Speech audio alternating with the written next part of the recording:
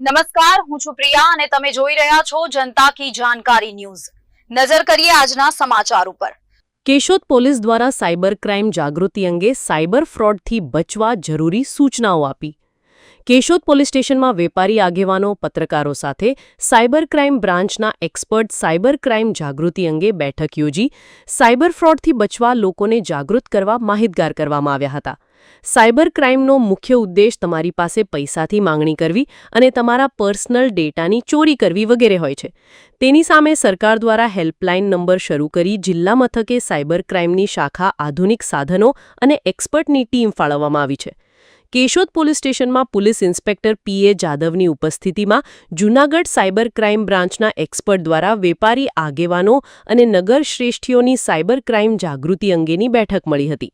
Cyber ફ્રોડથી બચવા જરૂરી સૂચનાઓ આપી હતી। કેશોદ પોલીસ ઇન્સ્પેક્ટર પીએ જાદવ દ્વારા મીટિંગ યોજીને એક્સપર્ટ મારફતે લોકોને જરૂરી સૂચનો કર્યા હતા। Pin number, OTP, CVV, QR code જેવી માહિતી અજાણ્યા વ્યક્તિઓને આપશો નહીં। સોશિયલ મીડિયા ઉપર અજાણ્યા વ્યક્તિનો વિડીયો કોલ કે ફ્રેન્ડ રિક્વેસ્ટ એક્સેપ્ટ કરતા પહેલા વિચારો। કોઈ card, sim card validity, KYC renew, bank ખાતું ચાલુ, બંધ કે એક્ટિવ વગેરે માટે ફોન કે મેસેજ પર જવાબ આપવાનું ટાળો।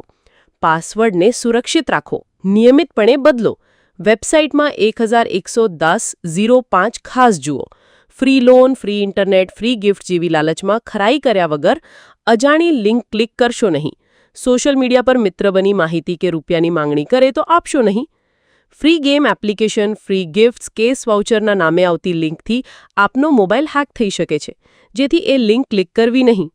સાયબર ક્રાઇમ કરતા આરોપીઓની મોડસ ઓપરેન્ડી અંગે માહિતી આપતા જણાવ્યું હતું કે nude video call fraud, instant loan app fraud, બનાવટી link, phishing link, fake call, online selling platform fraud, customer care fraud, અજાણી અનવેરિફાઈડ મોબાઈલ એપ્લિકેશન ફ્રોડ। આમ છતાં શરત ચૂકથી સાયબર ફ્રોડનો શિકાર થઈ જવાય એવી સ્થિતિમાં ટોલ ફ્રી નંબર પર ફોન કરી ફરિયાદ રજીસ્ટર કરાવવાનું ટાળવું જોઈએ નહીં।